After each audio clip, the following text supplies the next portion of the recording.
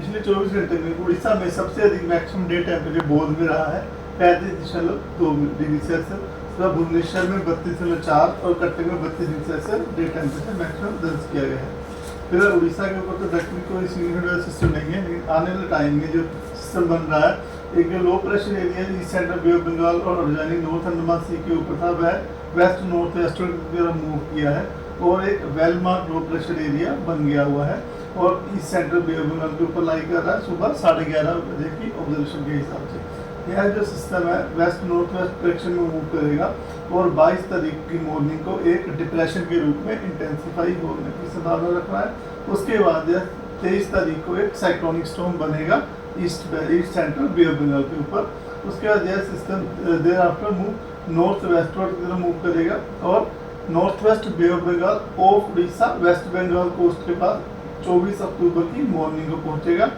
इसी तरह north west movement direction की तरफ मूवमेंट कंटिन्यू करते हुए यह जो सिस्टम है as a cyclonic storm cross करेगा नॉर्थ उड़ीसा और वेस्ट बंगाल कोस्ट के बीच में पुरी और सागर आइलैंड के बीच में 24 तारीख की नाइट में और अर्ली मॉर्निंग और 25 अक्टूबर में as a severe cyclonic storm के रूप में जाएगा, जिस समय जो विंड स्पीड होगी हवा की रफ्तार 100 से 110 किलोमीटर प्रति घंटा गस्टिंग टू 120 किलोमीटर प्रति घंटा की रफ्तार से बना रहेगा। तो इस वेदर की फोरकास्ट की बात करते हैं तो आज गजपति रायगढ़ कोरम नवरंगपुर मलकानगिरी में आइसोलेटेड प्लेस पे हल्की से मध्यम वर्षा होने की संभावना है।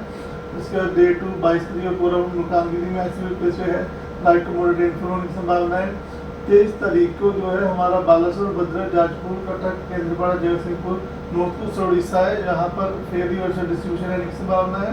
उसके बाद जो हमारा नॉर्थ साउथ कोस्ट उड़ीसा और नॉर्थ ईस्ट उड़ीसा में स्कैटर्ड रेनफॉल डिस्ट्रीब्यूशन की संभावना है और साउथ ईस्ट उड़ीसा में आइसोलेटेड रेनफॉल डिस्ट्रीब्यूशन रहने की संभावना है 23 तारीख को। 24 तारीख को जो है हमारा नॉर्थ उड़ीसा में लगभग जो ज़्यादातर स्थानों पर हल्की से मध्यम वर्षा होगी और साउथ उड़ीसा में अनेक स्थानों पर हल्की से मध्यम वर्षा होने की संभावना है। 25 तारीख को पूरे उड़ीसा में ज़्यादातर स्थानों में हल्की से मध्यम वर्षा होने की संभावना है। डे 3 में 23 तारीख को Balasore Bhadrak Jajpur Kendrapara Jagatsinghpur in the district में आइसोलेटेड हैवी रेनफॉल होने की संभावना है और थंडरस्टॉर्म लाइटनिंग की वजह से आइसोलेटेड से येलो अलर्ट दिया गया है। इसके बाद 24 तारीख को मयूरभंज बालासोर भद्रक जाजपुर कटक केंद्रपाड़ा जगतसिंहपुर इन डिस्ट्रिक्ट में रेड वार्निंग दी गई है scattered heavy to very heavy rainfall with isolated extremely heavy rainfall होने की संभावना की वजह से। उसके बाद isolated heavy to very heavy rainfall के लिए ऑरेंज अलर्ट दिया गया। उनमें डिस्ट्रिक्ट शामिल है क्योंझर अनुगुल ढेंकनाल नयागढ़ खुर्दा पुरी और गंजम।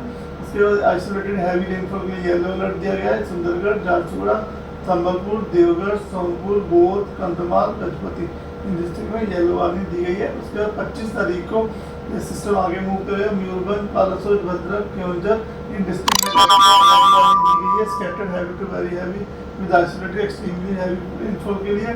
उसके बाद सुंदरगढ़ देवगढ़ अनुगुल ढेंकनाल जाजपुर कटक केंद्रपाड़ा जगतसिंहपुर इन डिस्ट्रिक्ट में isolated heavy to very heavy rainfall के लिए ऑरेंज अलर्ट दिया गया है। उसके बाद बारगढ़ झारसुगुड़ा संबलपुर सोनपुर बौद्ध नयागढ़ खुर्दा पुरी और गंजम डिस्ट्रिक्ट में आइसोलेटेड हैवी रेनफॉल के लिए येलो वार्निंग दी गई है। 24 तारीख को जो हमारा बालासोर भद्रक जाजपुर केंद्रपाड़ा कटक जगतसिंहपुर है वहाँ पर विंड वार्निंग दी गई है, जहाँ पर wind speed 100 to 110 km gusting to 120 kmph रहने की संभावना है। पुरी खुर्दा अनुगुल ढेंकनाल क्योंझर मयूरभंज में 60 से 90 किलोमीटर प्रति घंटा गस्टिंग टू 100 किलोमीटर प्रति घंटा तक की विंड रह सकती है। उसके बाद सुंदरगढ़ संबलपुर देवगढ़ बौद्ध नयागढ़ गंजम इन डिस्ट्रिक्ट में 50 से 60 kmph gusting to 70 kmph wind रहने की संभावना है 24 और 25 तारीख को।